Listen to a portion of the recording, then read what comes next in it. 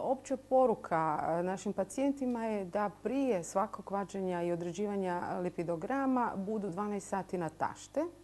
Znači, to je neophodno.